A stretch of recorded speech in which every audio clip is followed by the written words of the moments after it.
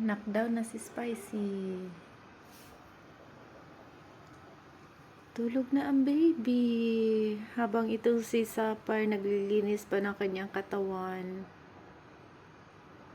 Ay. Ang cute talaga ng dalawang magkapatid na to.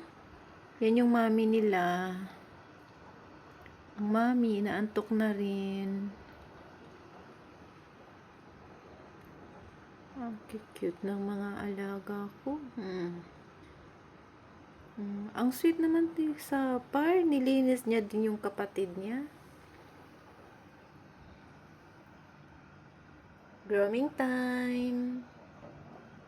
Malinis ang baby ko. Tulog na. Ay, nahiya si mami.